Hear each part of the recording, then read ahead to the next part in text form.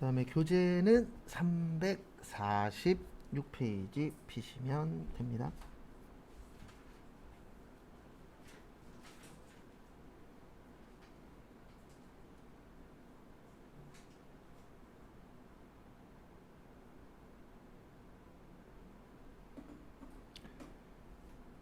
다음에 거기 346페이지 보시면 지금부터 이제 종합과세 관련돼서 하나씩 보실 거예요. 그래서 이자, 배당, 사업, 근로, 연금, 기타 요 순서대로 볼 건데 일단 저희한테 제일 중요한 거는 근로소득이긴 합니다. 왜냐면 실기 쪽이 다 근로소득으로만 나와요. 15점이. 그래서 뭐 다른 쪽은 이제 이론 쪽에 나온다라고 보시면 되고요. 그 다음에 근로 관련돼서는 실기 쪽에도 나온다. 이렇게 보시면 됩니다. 그래서 거기 이자 소득의 범위, 그래서 이자 소득이랑 해당 과세 기간에 발생한 다음의 소득을 말한다. 그래서 국가, 지방자치단체, 내국법인, 외국법인, 외국법인의 국내 지점 또는 국내 영업소에서 발행한 각종 채권 또는 증권의 이자와 할인액. 그 다음에 국내 또는 국외에서 받은 각종 예금의 이자와 할인액, 환매조건부 채권 증권의 매매차익, 저축성보험의 보험차익, 직장공제의 초과반환금, 비영업대금의 이익 이런 식으로 요 종류 같은 거 시험에 요런 종류 잘 물어봅니다. 또 시험은 주로 뭐가 많이 나오냐면은요 자주 나오는 건 아니에요. 346페이지에 있는 종류랑 그 다음에 348페이지 잠깐 펴보시겠어요? 거기 보시면 이자 소득의 수입식이라고 보이세요? 예, 요런 걸 잘 내요. 예, 근데 외우지 마시고, 요런 거 외울 시간에 딴 거 공부하세요. 실기 공부하든가 아니면은 원가액이나 재무액에 암기를 하시든가. 왜 그러냐면, 나오기는 나와요. 나오긴 나오는데, 이론 몇 개 나온다고요? 2개 나와요. 몇 개 나온다고요?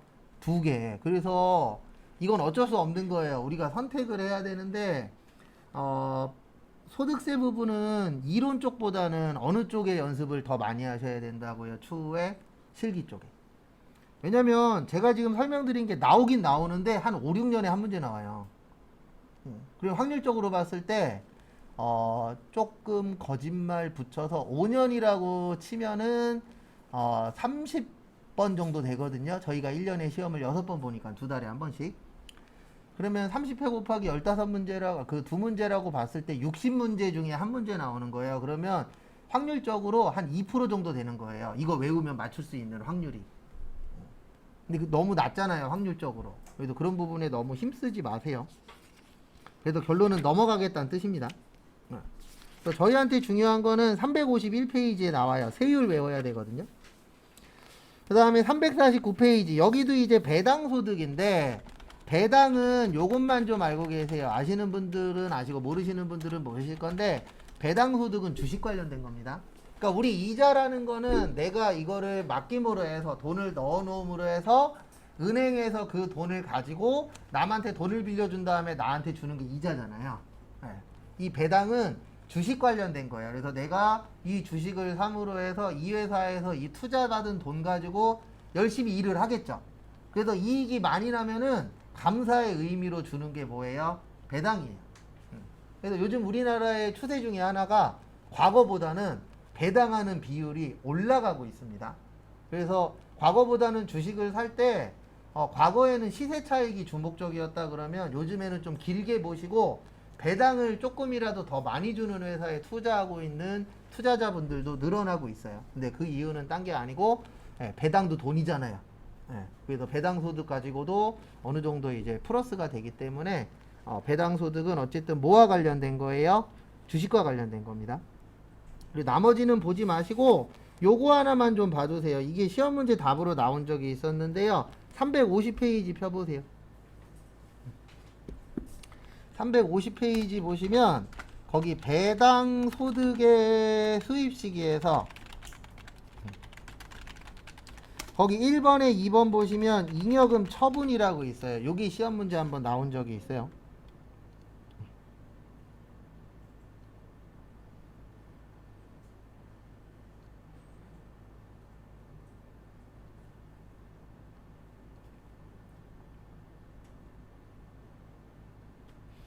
그래서 거기 보시면 잉여금 처분 나오면 잉여금 처분 결의일이에요. 그래서 요게 시험 문제에 한 2번 정도 출제된 적이 있어요.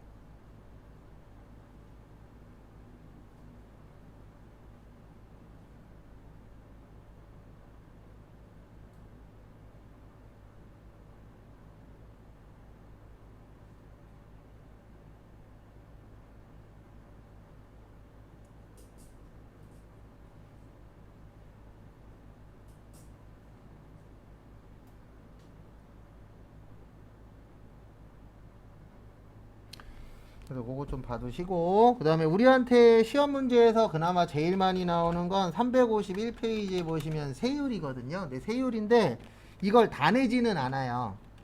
그래서 이거는 그 2장짜리 외우시라고 나눠드린 거 가장 마지막 쪽에 있긴 있습니다. 그래서 세율인데 우리가 외울 건 크게 2가지예요. 이자하고 배당은 14%대요. 요 파트에서는 2가지만 외우시면 됩니다. 그 다음에 비영업대금의 이익은 25%대요. 그래도 그걸 좀 기억을 하셔야 돼요.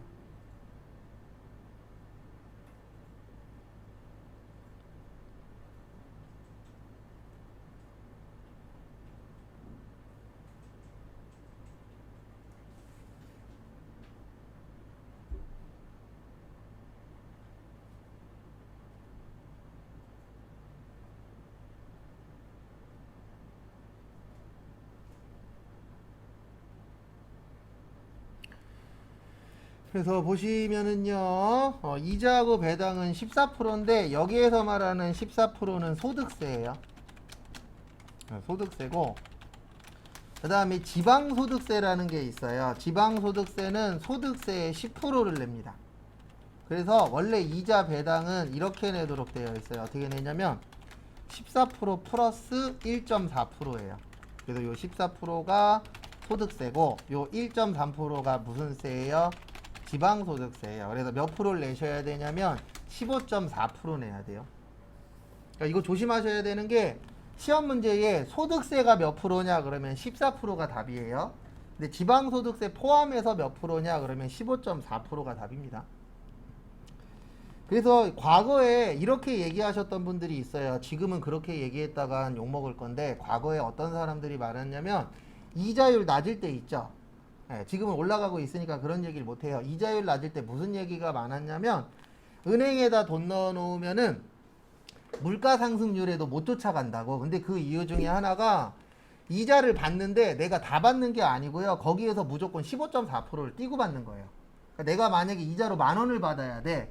그러면 1,540원을 뺀 나머지를 받는 겁니다. 그러다 보니까 물가 상승률보다 적다라는 표현들을 많이 했어요. 왜냐하면 예전에 이자율이 2%도 안 되던 시절이 있었잖아요. 근데 지금은 많은 투자자들이, 그러니까 많은 투자 관련돼서 떠드시는 분들이 요즘엔 적금 얘기도 과거보다는 많이 해요. 왜냐면 적금이나 예금의 이자율이 계속 뭐 하고 있죠? 올라가고 있죠? 만약에 5% 넘으면은요, 주식보다 안전하게 갈 수 있는 부분이 있기 때문에 투자하시는 분들도 예금에다가 돈을 많이 넣어 놓으실 거예요. 왜냐면 실질적으로 주식으로 5% 이자 내기도 5% 이익 내기도 쉽진 않거든요. 5%만 넘으면 그래도 좀 괜찮은 안전자산에다가 넣어 놓는 게 훨씬 더 좋죠. 근데 주식 같은 경우에 마이너스 될 확률도 있잖아요. 근데 일반적으로 이자 같은 경우에는 어느 정도 보장도 되고 5천만 원까지는 어쨌든 가능하고, 그래서 요즘에는 그런 거 관련되신 분들, 그래서 저도 뉴스 보다 보면 저 싫어하는 사람 한 명 있거든요. 이름도 기억하는데 어쨌든 그분이 부동산 쪽인데 그분도 요즘에는 잠잠해요. 근데 왜 잠잠해요? 떨어지고 있잖아요. 그럼 이 상태에서 누군가 나타나갖고 부동산 오를 거니까 투자하십시오. 그러면 사람들이 저 사람 이상한 사람이야 이렇게 보잖아요. 그래서 그분뿐만이 아니고 대부분 전문가들이 주식 관련된 전문가나 코인 관련된 전문가나 부동산 관련된 전문가들이 요즘엔 좀 조용해요. 근데 이러다가 또 이제 부동산 오르고 주식 오르고 코인 오르면 또 이제 전문가라고 해서 이제 또 나올 거예요. 근데 저는 그런 분들 전문가라고 인정을 못 해요. 왜냐면 전문가라면 떨어지면 왜 떨어졌는지, 이게 어떻게 될 건지 그런 것들도 예측을 해봐야 전문가잖아요. 근데 떨어질 때는 저기 구석 가서 조용히 있다가 오를 때는 내가 전문가요 이렇게 나왔다가, 그래서 과연 대한민국에 투자 관련된 전문가가 많지는 않은 것 같아요. 그래도 요즘 몇몇 분들은 열심히 돌아다니면서 뉴스나 이런 데 나오시더라고요. 이제 경제 관련된 걸로. 근데 그분들은 뭐 투자 전문가는 아닌지라. 그래서 요거 나중에 외울 겁니다. 요거 일단 2개. 세율은 한 5개 정도만 외울 거예요. 5개가 좀 잘 나오는 편이라. 그 다음에 거기 351페이지 밑에서 2번째 줄에 보시면 세율이라 그래서 6%에서 45%라고 있어요. 거기에다 밑줄 좀 쳐주세요. 그래서 우리나라는 현재 6%부터 45%까지예요. 그래서 제일 적게 내시는 분들이 6% 내고 제일 많이 내시는 분들이 몇 프로 내요? 45%. 근데 지금 분위기는 현 정권에서 이거 한 번 내지 2번 정도 만질 것 같아요. 그러니까 올리는 게 아니고 요번엔 조금 떨어뜨리는 쪽으로 한두 번 정도 손을 댈 수도 있는데 이건 뭐 지켜봐야 되겠지만 분위기는 손을 대실 것 같아요. 그 다음에 요거 설명 안 드렸구나. 요 비영업 대금의 이익은 뭐냐면은요, 요거는 은행이 아닌 회사들 있죠. 돈 빌려주면 돈 빌려주는 게 주목적이 아닌 회사들 있어요, 없어요? 있죠. 그러니까 내가 만약에 제조회사를 운영하고 있어. 근데 거래처에서 돈 빌려달래. 그 돈 빌려주고 이자를 받았어. 그러면 25% 세금 내셔야 돼요. 왜냐면 우리 회사의 영업은 제조업이잖아요. 근데 제조업에서 돈 빌려주고 이자 받았네. 그러면 그거를 비영업 대금의 이익이라고 합니다. 그거 참고하시고. 그 다음에 요것도 중요해요. 이거 나중에 외울 건데 352페이지 밑에 보시면 2천만 원이라고 있어요. 2천만 원에다가 동그라미 치세요. 기준 금액이 2천만 원입니다. 그래서 이자나 배당은 2천만 원을 기준으로 해서 2천만 원 이하면 분리과세 가능해요.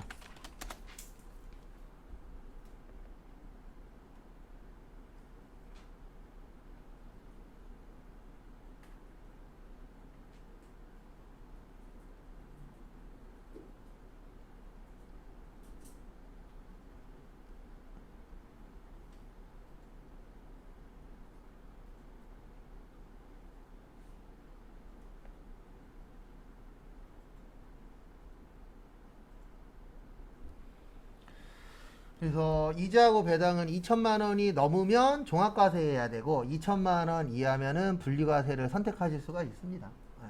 그래서 분리과세가 가능하다라는 거 참고하시고, 그래서 기준 금액이 얼마라고요? 2천만 원이에요. 근데 이거 알고 계십시오. 2천만 원 받으시려면은요, 세율 4%로 잡아도, 4%로 잡아도, 우리 1억에 4%면은 400만 원이거든요. 그래서 2천만 원이 되려면 만약에 4%로 잡잖아요. 그러면은 5억이 있어야 이자로 2천만 원을 받으실 수 있습니다. 그래서 이자 배당으로 2천만 원 받는다라는 게 쉬운 건 아니에요. 왜냐면 내가 이자로 많이 받으려면 아니면 주식으로 해서 배당을 많이 받으려면 그만큼 내가 투자한 금액 아니면 예금된 금액이 어때야 되죠? 많아야 돼요. 그래서 2천만 원 이상 받으시려면은 못해도 통장에 5억 이상은 있어야 4%라고 봤을 때. 근데 만약에 2%야 2%라고 보면요 10억은 있어야 통장에 2천만 원이 찍힙니다. 그래서 요즘에 가면 갈수록 화폐 가치가 떨어지는 거예요. 왜냐면 우리가 10억 그러면 작은 돈 아니잖아요. 큰 돈인데 그거 가지고 은행에다가만 넣어 놓으면 살기가 힘들어요. 왜냐면 2천만 원으로 기본적인 건 하겠지만 기본 이상은 못 하잖아요. 그래서 사람들이 돈이 있으면은 우리가 이런 생각하죠. 10억 있으면 통장에만 넣어놓고 살면 되는 거 아니야? 이렇게 생각하시는 분들도 있는데 살 수는 있는데 좀 빠듯하게 살아야 돼요. 그래서 대부분 보면은 10억 있다라고 얘기하는 사람들 대부분 보면요 이런 경우들이 많아요. 주식에다 투자했거나 아니면은 저기 뭐 부동산을 샀거나 이런 분들이 많지 은행에다가만 10억 넣고 사시는 분들은 그렇게 많지는 않아요. 근데 그 이유 중에 하나가 이자율이 아주 높지 않기 때문에. 근데 과거에는 5억만 있어도 살만했었던 시절이 있었어요. IMF 이전에. 그때 막 이자율이 15% 20% 됐거든요. 10%만 해도 5억이 10%면 5천만 원이에요. 그럼 5천만 원이면 살 수 있잖아요. 근데 지금은 5억 갖고 있으면 지금 뭐 올랐다 그래서 3% 정도 된다라고 치면 5억에 3%면 1,500만 원이에요. 1,500만 원이면은 한 달에 100만 원 좀 더 되는 거잖아요. 세금 떼고 나면 100만 원 전후 왔다 갔다 하는 거니까. 그럼 100만 원 가지고 한 달 살기 어때요? 쉽지 않아요. 맞잖아요. 혼자서 집에서 얼마나 쓰나 계산해 보세요. 저희 세 식구인데 한 달에 한 250 전후는 나가거든요. 기본적으로 나가는 것만. 숨만 쉬어도 한 200 정도는 나가더라고요. 밥 먹고 어쨌든 기본적인 걸 해야 되니까. 그래서 이게 과거보다는 화폐 가치가 좀 떨어지고 있긴 합니다. 그 다음에 나머지는 우리 시험하고 그렇게 연관은 없어요. 그래서 우리 시험에 잘 나오는 건 요거 두 가지가 잘 나옵니다. 세율하고 여기 얼마가 기준점이라고요? 2천만 원. 요거는 실기하고 연관이 있어요. 그래서 요건 잘 숙지하셔야 됩니다. 추후에. 그 다음에 354페이지 사업소득. 요거는 이제 나중에 사업하실 분들하고 이제 연관성이 있더라고요.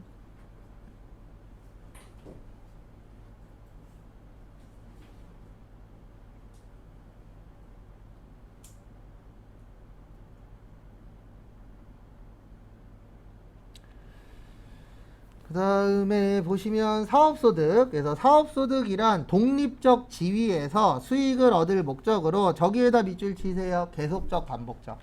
그래서 사업소득이 되려면 계속적이고 반복적으로 사업을 하셔야만 사업소득이 됩니다.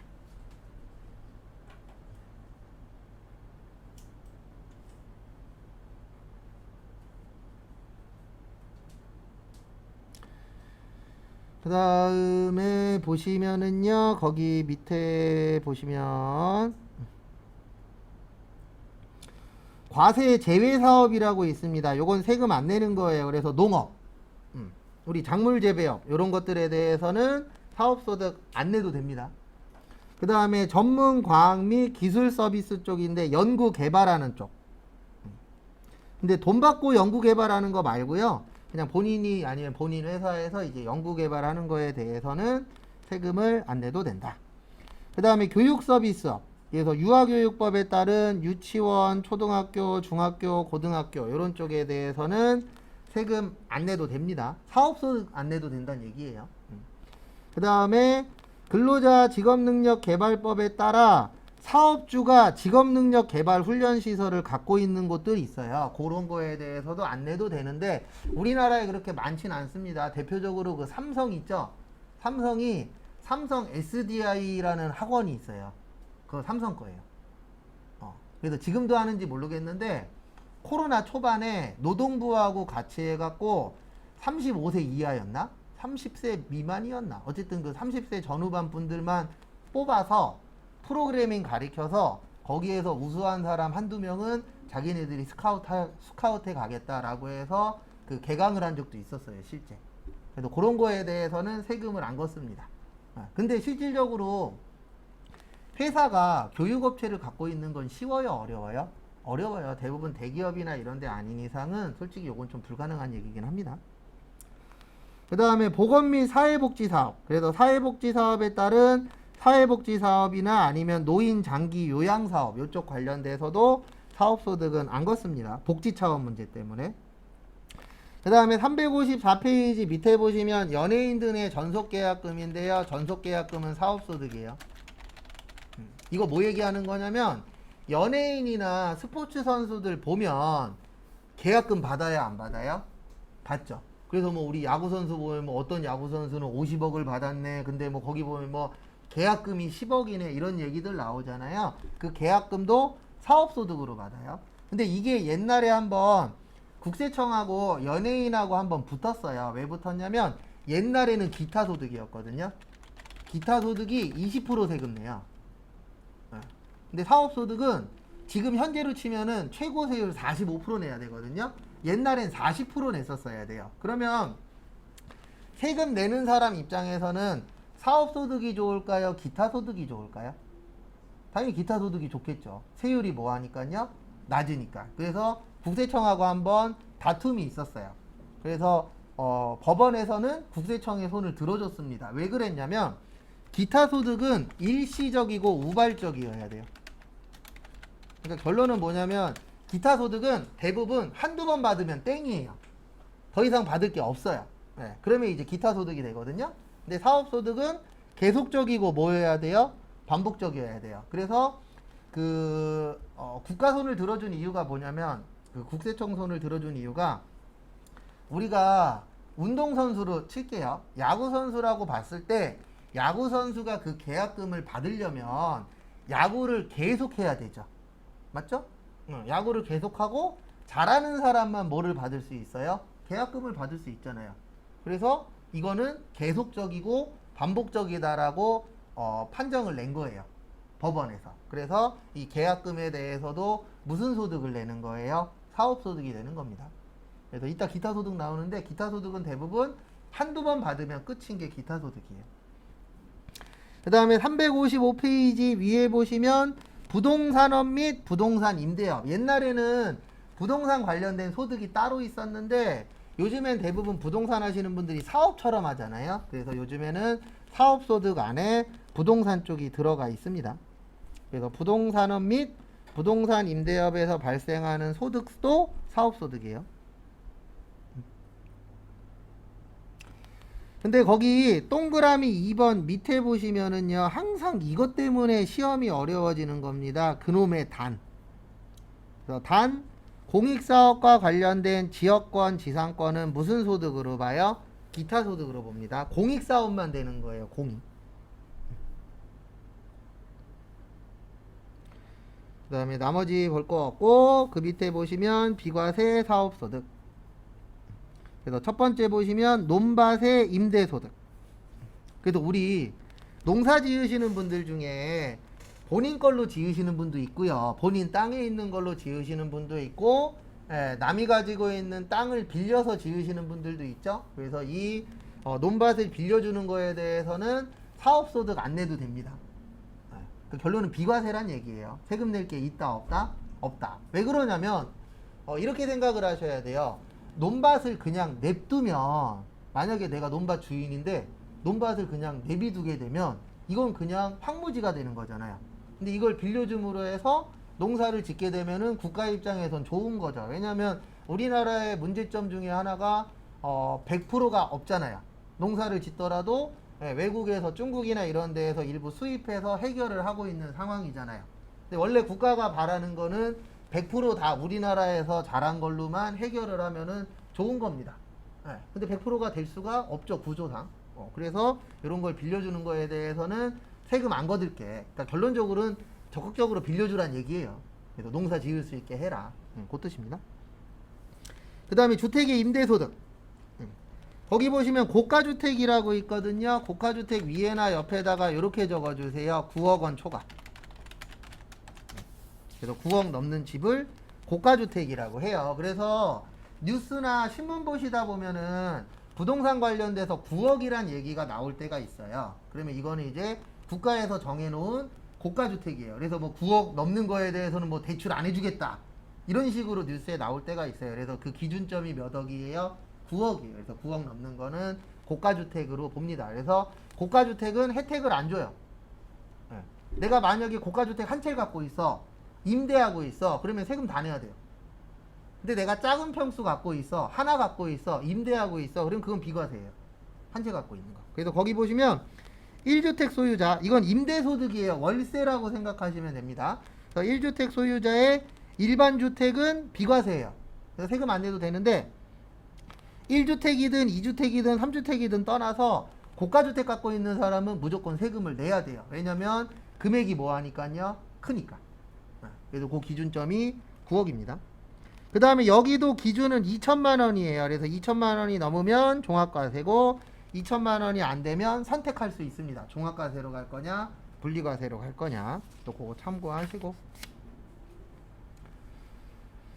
그 다음에 요거는 좀 봐두세요. 356페이지 거기 나에 보시면 주택수의 계산이라고 있어요.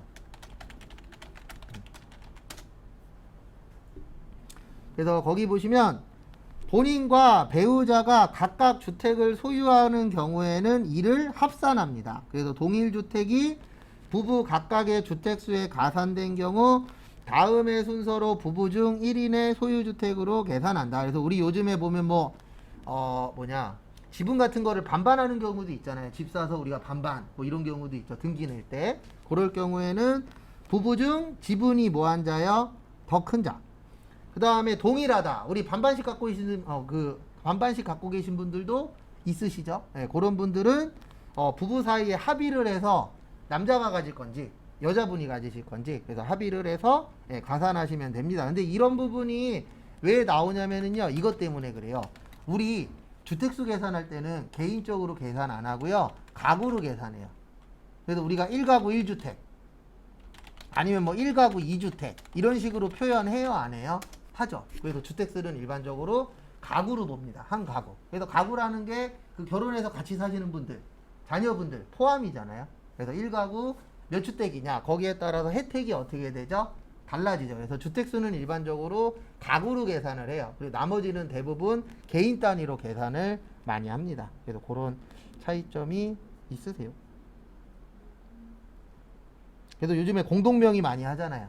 공동명의 하면 반반 되죠? 그래서 이거 누구 거로 볼 거냐? 네, 똑같을 경우에는 서로 합의하에 계산을 하시면 됩니다. 그 다음에 356페이지 밑에 보시면 농가부업소득이라고 있는데요. 밑줄만 치세요. 시험 문제 나온 적은 한 번밖에 없어요. 지금 100회 넘었는데 그래서 잘 나오는 유형은 아닙니다. 소 50마리, 돼지 700마리, 닭 15,000마리까지는 세금 안 내셔도 돼요.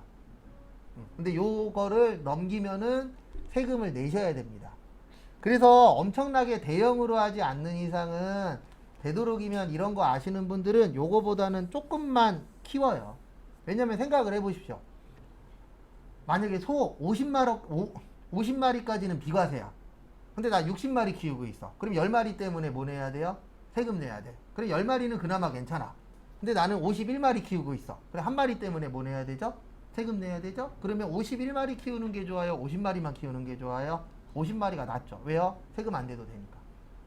근데 나 법 몰라. 그러신 분들이 이제 이런 실수를 하는 거예요. 그래서 어떤 걸 하시든지 특히 내 돈 들어가는 거는 한 번이라도 더 확인을 하셔야 돼요. 그래서 혜택 받을 수 있는 거 혜택 받고 못 받는 거야 어쩔 수 없죠. 법이 없으니까.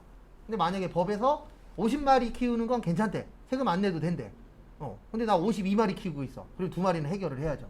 그래야 뭐를 안 낼 수 있으니까? 세금을 안 낼 수 있으니까. 그래서 하나라도 더 알아야 돼요, 우리가. 꼭 내가 안 써먹더라도 추후에 이런 부분이 생길 수도 있잖아요.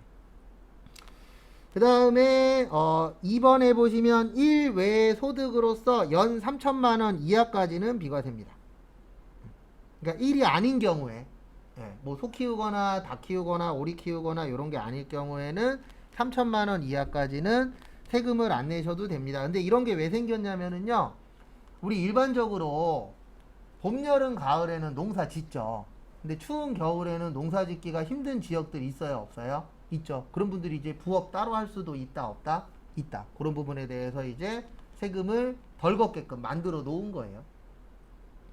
그 다음에 그 밑에 보시면 전통주는 연 1200만원까지는 세금 안 냅니다. 근데 1200만원 넘으면 세금을 내셔야 돼요. 요건 이제 술 관련된 부분이세요. 그래서 전통주 관련된 거. 그 다음에 357페이지 조림기간 5년에다 밑줄만 치세요. 요즘에 잘 내는 파트는 아닌데 요거는 이제 나무 관련된 거예요. 그래서 조림기간이라는 게 그 나무 있죠? 키우는 기간이라고 보시면 돼요. 그래서 조림기간 5년 이상인 임목의 벌채 양도소득. 그러니까 요즘 보면은 우리 새로운 아파트 짓거나 하면은 그 나무 같은 거 이렇게 심잖아요. 그런 이제 나무를 사와야 되죠. 그러면 파시는 분들은 조림 기간이 몇 년 이상이요? 5년 이상. 5년 넘은 거를 팔 경우에 이제 세금을 덜 내도 되는데 얼마까지 덜 내면 되냐면 600만 원까지는 비과세예요. 그러니까 내가 만약에 산을 갖고 있어. 그럼 그 산에서 나무 뽑아서 팔 수도 있어요, 없어요? 있죠. 그 대신 5년 이상이어야 돼요. 왜냐면 짧은 거 관련돼서는 팔게 냅두게 되면 이런 부분이 생길 수도 있거든요. 자라기만 하면 잘라서 갖다 팔아먹어. 그럼 안 되잖아요. 왜냐면 우리가 나무가 필요한 이유가 여러 가지가 있죠. 근데 대부분 이 나무가 짧게 살아야 돼요, 오래 살아야 돼요? 오래 살아야 그 효과가 나타나기 때문에 국가에서 5년으로 지정을 해놓은 거예요. 그래서 5년 이상 넘은 나무를 파네? 그러면 연 600만 원까지는 비과세예요. 600만 원까지는 세금을 안 내도 되게끔. 근데 대부분 이거 하시는 분들 600만 원 이상 팔잖아요. 그래서 대부분 이제 사업적으로 하시는 분들은 당연히 세금을 내야 되고, 사업적이 아니고 그냥 뭐 1년에 몇 그룹 팔아 이런 분들은 이제 600만 원까지는 세금을 뭐 해도 된다? 안 내도 된다. 그 다음에 357페이지 6번 법에 정한 작물재배업. 그래서 작물재배업인데 법에서 이런 것들은 비과세 해주겠다 이런 게 정해놓은 게 있거든요. 그러면 10억까지는 비과세입니다. 그 다음에 어업소득. 예, 그래서 그 바다 관련된 분들 있으시죠? 예, 5천만 원 이하. 그러니까 적게 하시는 분들에 대해서는 세금을 뭐 하겠다? 안 걷겠다. 근데 우리한테 중요한 건 지금까지 떠든 게 아니고요. 지금부터 떠들 거예요. 거기 밑에 보시면 357페이지 보시면 3%에다 밑줄 치세요. 3%. 그래서 의료 보건 용역 및 인적 용역에 대한 원천 징수인데요. 저희는 요거랑 연관이 있어요. 프리랜서. 대부분 프리랜서가 3% 많이 띱니다.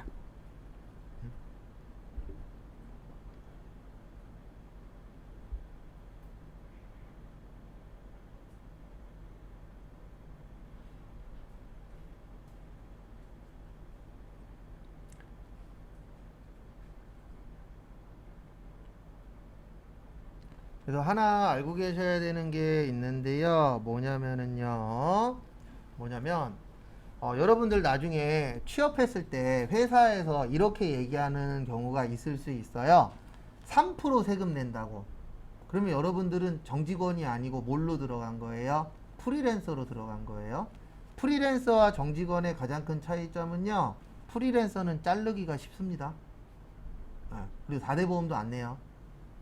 그냥 몇 프로만 뛰는 거예요? 3%만 뛰는 거예요. 그래서 나중에 회사 들어갔는데 당신은 3%만 뛰겠대. 그러면은 프리랜서로 들어간다라고 보시면 되세요.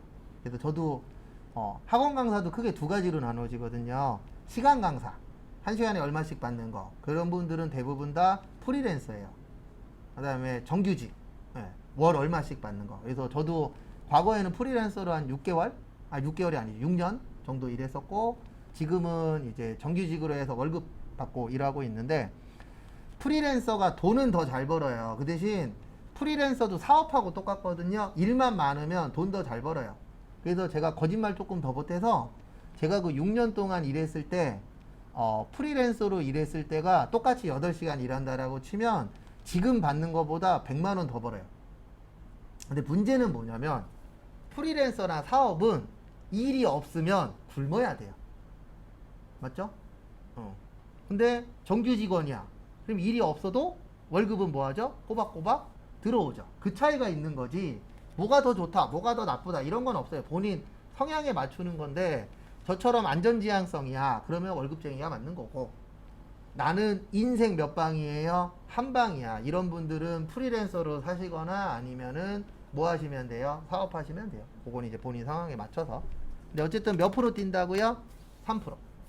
그래서 이런 거 들으신 분들 계실 거예요. 3%는 소득세고요. 0.3%는 지방소득세예요. 그래서 3%하고 0.3%하고 더하면 몇 프로 되죠? 3.3% 되죠? 그래서 3.3이라는 이야기 들어보신 분들이 있으실 거예요. 그래서 이 3.3이 사업소득세의 프리랜서 분들 세율이에요. 그래서 나중에 회사 갔더니 당신은 3.3%의 세금을 띨 겁니다. 그러면 나는 이 회사에 프리랜서로 들어가는구나. 근데 이게 법이 조금 잘못된 게, 프리랜서와 월급쟁이의 가장 큰 차이점이 하나 있거든요. 월급 받으시는 분들은, 그러니까 어떻게 보면 직원이죠. 직원은 회사의 명령에 따라서 움직이는 거예요. 너 오늘 이거 해. 너 오늘은 여기까지 해야 돼. 이런 식으로 이제 지시에 의해서 움직이는 게 뭐예요? 근로직이고 근로자고, 프리랜서는 원래 큰 것만 주는 거예요. 당신 요때까지 요것만 하십시오. 근데 우리나라는 솔직히 말이 프리랜서지 약간 좀 근로자처럼 하는 회사들도 많습니다. 근데 이거는 이제 앞으로 계속 좋아지고 있어요. 조금씩. 그래서 어느 순간 되면 근로자들의 지위가 많이 올라갈 것 같아요. 근데 이제 사장님들은 좀 싫어하겠죠. 왜냐면 지위가 올라가면 올라갈수록 뭔가를 시키기가 쉽지 않으니까. 그래서 요즘 군대에서 가장 많이 나오는 얘기가 하나잖아요. 요즘 군대에서 스마트폰 쓰잖아요. 그래서 이것들 스마트폰 쓰라 그랬더니 뭐 하고 있어요?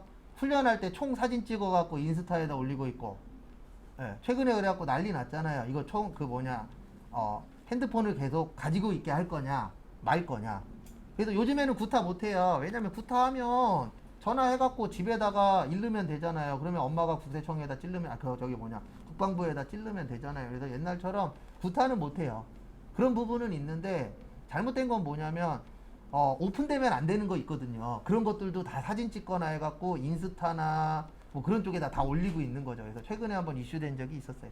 그래서 그런 것처럼 좀 프리랜서도 뭔가 혜택은 좀 늘어나고 있는데, 근데 결론적으로는 파리 목숨이라 전 권장드리진 않습니다. 근데 좀 어렸을 때는 조금 몇 년 정도 해보는 것도 나쁘진 않아요. 왜냐면 단기간에 돈은 일이 많다라는 전제하에 단기간에 돈은 좀 벌 수 있거든요. 그래서 저도 요때 좀 돈을 벌었죠. 프리랜서 일할 때.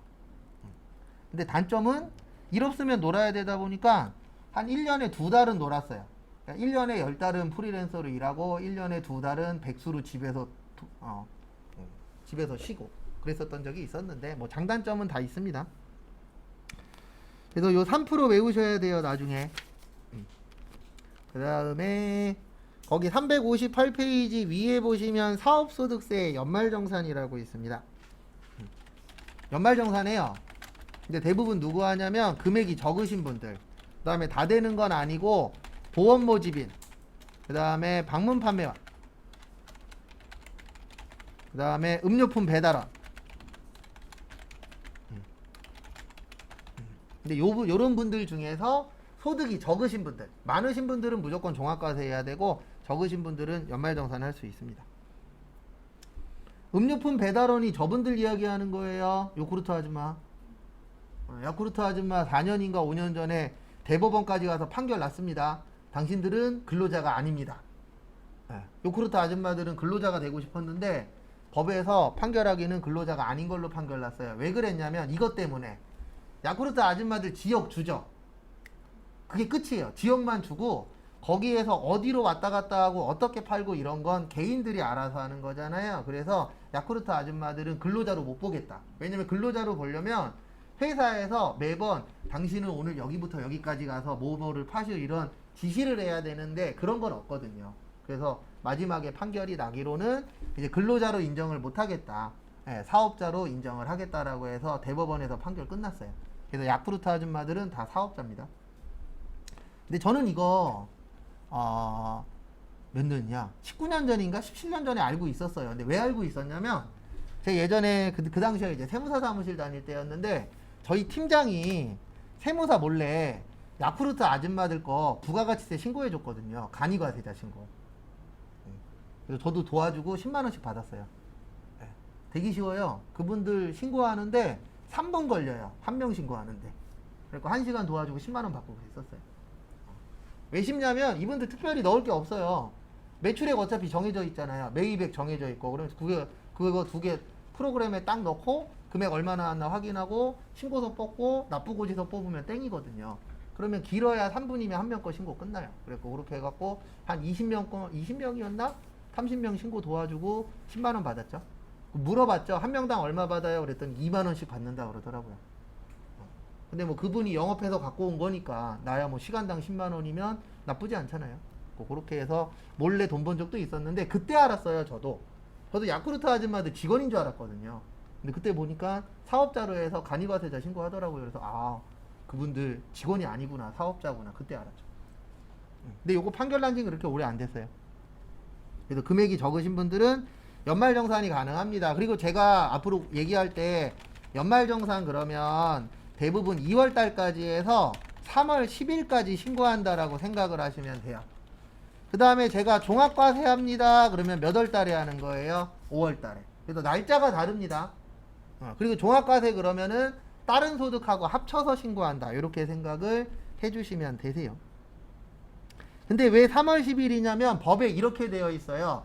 2월 달 거 신고할 때 같이 하라고 되어 있거든요. 그러면 우리가 다음 달 10일까지 신고하기 때문에 일반적으로 3월 10날까지 신고하는 경우들이 많아요. 그 다음에 종합과세는 일반적으로 5월 달까지 신고합니다.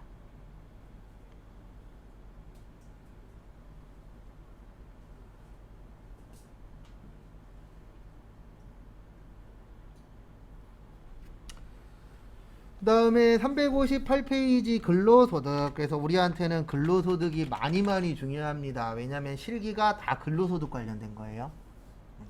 근데 실기 할만합니다. 근데 연말정산 같은 경우에는 질보다는 양으로 가야 돼요. 많이 푸는 게 좀 도움이 돼요. 워낙 다양하게 내서. 그래서 거기 근로소득 보시면 근로소득은 저기에다 밑줄 치세요. 고용계약 또는 이와 유사한 계약. 그래서 여러분들 회사 들어가시면은 뭐 쓰셔야 돼요? 근로계약서 꼭 쓰셔야 됩니다. 근데 아직도 중소기업 중에서 안 쓰는 데도 종종 있는데 많지는 않아요. 왜냐면 이제부터는 근로계약서 이런 거 안 쓰면 법에 걸리거든요. 네, 법에 접촉되기 때문에 지금은 알바생들도 대부분 다 근로계약서 씁니다. 왜냐면 벌금 내는 거 싫잖아요. 그 다음에 근로의 제공으로 인하여 받는 거기 동그라미 1번 보시면 봉급, 급료, 보수, 세비, 임금, 상여, 수당, 그 다음에 이와 유사한 성질의 급여. 그 다음에 2번에 보시면 법인의 주주총회에 따른 상여. 그래서 요거를 뭐라 그러냐면 동그라미 2번이 이거예요. 성과급. 동그라미 2번이 성과급이에요. 그래서 성과급은 말 그대로 성과가 잘 나오면은 더 주는 거죠. 그래서 우리가 대기업을 다니시는 분들이 왜 대기업 다니려고 공부 잘하는 사람이 대기업 다니려고 노력을 하냐면 성과가 나면요. 성과급이 나오는데 성과급이 어떻게 나오냐면 뭐 기본급의 1000% 막 이렇게 나와요. 그러니까 막 기본급 1년치 막 이런 식으로 나와요. 그래서 내가 만약에 기본급이 200만 원이야. 그러면 1년치면은 2,400만 원이 성과급으로 막 붙고 그래요. 그래서 대기업 다니는 이유 중에 하나가 대기업 크니까 뭐 많이 줘요? 월급도 많이 주잖아요. 그 다음에 성과를 냈을 경우에 성과급도 두둑히 받을 수 있거든요. 그래서 그 성과급이 그 2번 이야기 하는 거예요. 그 다음에 3번 법인세법에 의하여 상여로 처분된 거. 그 다음에 4번 퇴직할 때 받았는데 거기에다 밑줄 좀 쳐주세요. 퇴직소득에 속하지 않는 소득. 그러니까 퇴직금 규정에 어떻게 퇴직금 줘라 이런 게 있거든요. 근데 퇴직금 이외에 추가로 더 주는 경우들이 있어요. 그거는 근로소득으로 봐서 근로소득세를 내셔야 됩니다. 그래서 우리 일반적으로 퇴직금 이렇게 계산하잖아요. 어떻게 계산하냐면 퇴직 전 3개월의 평균 임금 곱하기 근속연수. 이게 일반적인 퇴직금 계산 방법이에요. 근데 문제는 뭐냐면 요즘에 이게 어떻게 되고 있죠? 짧아지고 있죠.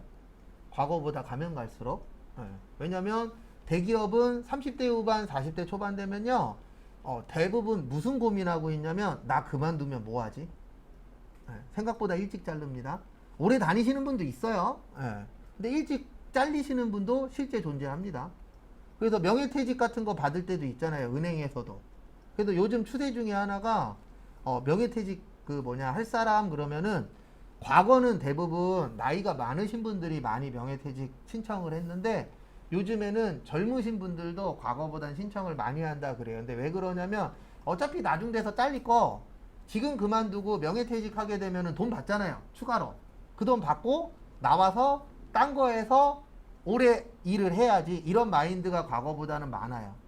그러다 보니까 과거에는 명예퇴직 신청을 받게 되면은 좀 나이 드신 분들이 많이 하셨는데 최근 추세 중에 하나는 좀 젊으신 분들도 많이 신청을 한다라고 해요. 왜냐면 어차피 나중 돼서 잘리는 것보다는 명예퇴직해서 나오면 돈 더 받거든요. 그래서 최근에 어디였지? KT였나 무슨 은행이었나 5년치인가 줬잖아요. 월급 명예퇴직으로 나오면. 왜냐면 최근에 이자로 돈 많이 벌었잖아요. 그래서 5년치인가 3년치 월급으로 줘서 명예퇴직한 사람 중에서 많이 받으신 분은 한 10억 가까이 받았대요. 명예퇴직금으로만. 그래서 그런 식으로도 이제 받긴 하는데 그거는 이제 몇몇 회사인 거고 일반적인 회사들은 이렇게 해서 월급 계산을 합니다. 그래서 얘 때문에 문제가 된 게 뭐냐면 근속연수들이 대부분 짧다 보니까 원래 퇴직금은 왜 받는 거냐면은요 지금 쓰라고 받는 거 아니에요. 이 돈 받아서 노후에 쓰라고 만들어 놓은 게 원래 퇴직금이긴 하거든요. 근데 가면 갈수록 노후 전에 퇴직하다 보니까 어떤 문제가 생기냐면 나 한참 일할 때야. 내가 만약에 40대 후반에 잘렸어. 그러면 아직 일할 때잖아요. 그리고 자녀는 이제 고등학생이야. 늦게 결혼하신 분들은 40대 후반 돼도 고등학생이 맞잖아요. 그럼 이제 대학교 가야 돼. 그럼 뭐가 필요해요? 돈이 필요해. 근데 재취업은 힘들어요. 과거보다 가면 갈수록 재취업이 쉽진 않습니다. 그러다 보니까 그런 분들 대부분 뭐예요? 이제 장사하는 거예요. 그래서 치킨집 차리고 커피숍 차리고 이런 식으로 이제 장사를 하는데 장사 쉬워요? 어려워요? 어렵죠. 왜요? 나 같은 사람이 나만 있는 게 아니니까. 장사가 어려운 가장 큰 이유 중에 하나는 뭐냐면은요, 나만 있는 게 아니잖아요. 여기 주안역 안에만 해도, 요 옆에만 해도 고깃집이 몇 갠데요. 맞죠? 거기에서 내가 뭔가 특별한 게 없으면 내가 아무리 싸게 팔아도 장사가 잘 안 되잖아요. 옛날하고 다릅니다. 옛날에 무조건 싸게 팔면 장사가 됐었는데 지금은 저도 그렇고 여러분들도 그렇고 대부분 서민들도요, 싸다 그래서 무조건 가지 않아요. 싸면서 맛이 있어야 돼. 어느 정도 기본 이상의 맛은 있어야 가는 거지, 싸서 갔는데 뭐 재료도 별로고 반찬도 별로야 그러면 한 번 가고 안 가요. 그리고 백종원 씨도 TV에서 많이 얘기했지만 나빠도 나쁘다라고 얘기 안 해요. 그냥 괜찮았어요. 그리고 다음에 안 가면 되잖아요. 맞죠? 그래서 되게 가면 갈수록 경쟁 사회인데 더 경쟁이 좀 더 심화되지 않을까? 그 다음에 거기 밑에 보시면 다음에 직무발명 보상금이라고 되어 있는데 발명진흥법에 따라서 종업원이 보상금 같은 거 받을 수도 있거든요. 거기에 대해서도 세금은 내라고 되어 있습니다. 그 다음에 359페이지, 저희 시험에서 이게 근로소득이냐 이런 건 잘 안 내요. 왜냐면 거기까지는 저희 시험하고는 관련이 없어서. 그래서 거기 보시면 근로소득으로 보는 것이라고 있습니다.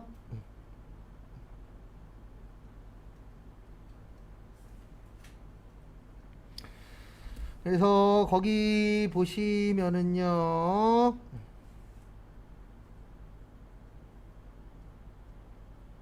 거기 보시면 359페이지 위에 보시면 기밀비, 교재비 등의 명목으로 받은 것으로 업무를 위하여 사용된 것이 분명하지 않으면 근로소득으로 보고요. 그 다음에 종업원이 받는 공로금, 위로금, 개업축하금, 학자금, 장학금 이런 것들도 세금 내셔야 되고요. 그 다음에 주택을 제공받음으로써 얻는 이익, 거기에다 별표 3개만 치세요. 3번하고 4번이 시험에 잘 나오는데 요건 좀 이따 나와요. 좀 이따 나오는 거 보시면 되고요. 그 다음에 주택자금 대출로 인하 이익, 요것도 세금 내셔야 되고, 그 다음에 종업원을 위하여 사용자가 지출하는 보험료, 이거 뭐냐면 회사 다니시면 회사에서 직원들 관련돼서 보험 들어놔요. 특히 제조회사 같은 경우에는 회사에서 일하다 다치는 경우들이 있어요? 없어요? 있어요. 그래서 제일 관련된 보험들을 대부분 들어놓습니다. 왜냐면 다치면 어떤 문제가 생겨요? 다치면 끝이 아니잖아요. 병원비도 들어가야 되고 여러 가지 돈들이 들어가야 되기 때문에 거기 관련된 보험 들어놓습니다. 그래서 여러분들도 보험 들어놨어요. 학원에서. 여러분들 관련된 보험 안 들면 개강이 안 돼요. 근데 이거는 왜 생겼냐면 저희 같은 수업 때문에 생긴 건 아니고 기계 관련된 쪽 수업도 많잖아요. 그래서 거기에서 공구 같은 거 만지다가 잘못해서 다치시는 분들이 생각보다 많대요. 그래서 보험을 안 들면은 아예 개강을 못 합니다. 근데 저희는 솔직히 다칠 게 없잖아요. 특별히. 솔직히 뭐 키보드에 치다가 키보드에 껴갖고 뭐 피 조금 날 수는 있겠지만, 뭐 큰 문제가 될 거는 저희는 많지는 않죠.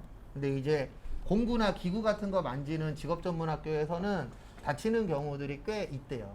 그리고 저도 제조회사에 다녀봤지만 다치면 좀 크게 다쳐요. 한순간에 잘못된 실수로. 근데 뭐 저희는 뭐 해봤자 크게 다칠 건 없으니까. 그래도 보험 안 들면은 개강 자체가 안 됩니다. 그래서 예전에 보험금 받으신 분 한 분 있었어요. 여기 왔다 갔다 하다가 그때 겨울이었나? 미끄러지셔갖고 넘어지셔서. 근데 뭐 개인적으로 활동하다 다치신 건 안 돼요. 이 내부에서. 그래서 그런 것들은 보험금 지급도 가능합니다. 그 다음에 거기 7번은 저희 시험하고는 상관없는데 법인세법상 임원 퇴직급여 한도 초과. 요건 직원은 아니고 임원들 같은 경우에는 퇴직금을 얼마까지 줄 수 있다라는 내용이 있어요. 그래서 그거보다 더 주게 되면은 근로소득으로 봅니다. 왜냐면 세금은 걷어야 되잖아요. 그래서 그렇게 좀 나누어져 있다라는 거 참고만 하시고요. 그 다음에 조금만 더 보고 쉴게요. 360페이지 위에 근로소득으로 보지 않는 것에 별표 3개 치세요. 그거까지만 보고 쉴 겁니다.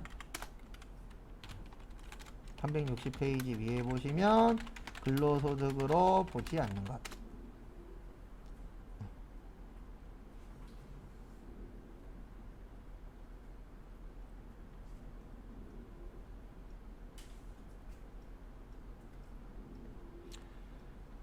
그래서 거기 보시면은요, 경조금 중 사회통념상 뭐 한 거요? 타당하다고 인정되는 거. 그래서 경조금이 저거 얘기하는 겁니다. 좋은 일이나 안 좋은 일 있을 때 우리 돈 받잖아요. 그래서 대표적으로 이제 결혼식 할 때 결혼 축하금 같은 거 받죠. 예, 그러면 회사에서도 줘요, 안 줘요? 주죠. 예, 그래서 경조금 중 사회통념상 뭐 한 거요? 타당하다고 인정되는 거. 근데 이게 되게 애매해요. 이 사회 통념이라는 게, 그러니까 어떻게 보면 법을 만들 때 좀 이렇게 좀 안 만들었으면 좋겠어요. 그냥 간단하게 얼마 이렇게 만들면 얼마나 좋아요. 근데 이 사회 통념상을 어떻게 봐야 되느냐가 되게 애매합니다.